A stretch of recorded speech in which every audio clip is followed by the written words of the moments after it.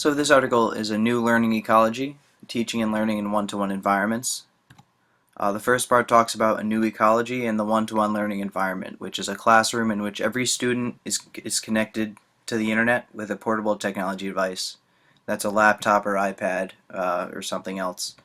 So some implication is the students can easily access information through blogs and wikis, email.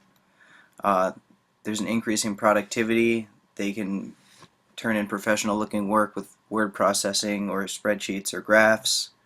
It's an outlet for creativity. Students can present different multimedia videos, or they can use different software, and they can also learn on their own using online resources.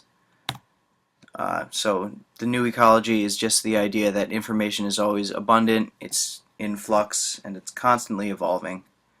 But that doesn't necessarily mean the teaching is going to be productive, but the new ecology has basically caused these four unique conditions that are shown in this graph, and we're going to be talking about each one. So the first one is immediate and constant access to information, which allows students to develop conjectures by reading about a topic of their choosing online, and then there's a community that can encourage students to refine, prove, or disprove the conjectures. That could be other students or other students they're connected to on the web.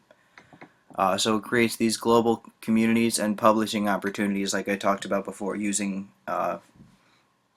word processing programs or spreadsheets or graphs.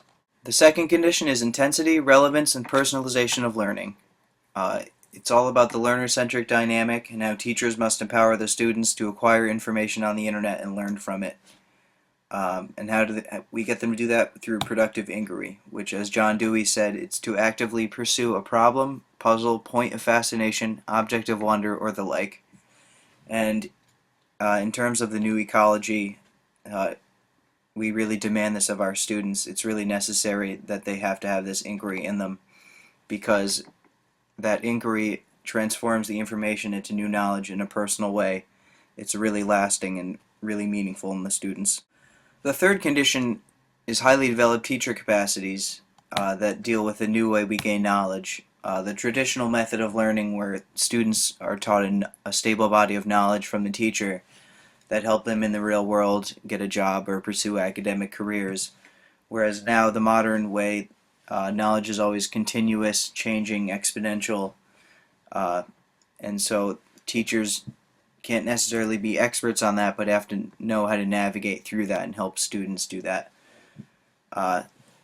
So they must be able to facilitate, improvise, coach, and consult the students and prepare them efficiently for research. They can do that by giving them links for resources or guiding them to other resources as they're doing the research. Making them apply that knowledge by presenting it in some way with a graph or a presentation. And the teacher doesn't need to be an expert on every bit of technology, but should just be familiar with how to navigate around and know how things work on a basic level. The fourth condition is highly developed learner dispositions, where learners are described in terms of their dispositions and worldviews rather than as people who are experts in a particular content area, which is just all about the nature of learning being more self-directed now. Students get to pick their own topics and choose more what they're interested in. It requires learner motivation, just like productive inquiry, kind of, which is the teacher's job. That's our job, to motivate the students.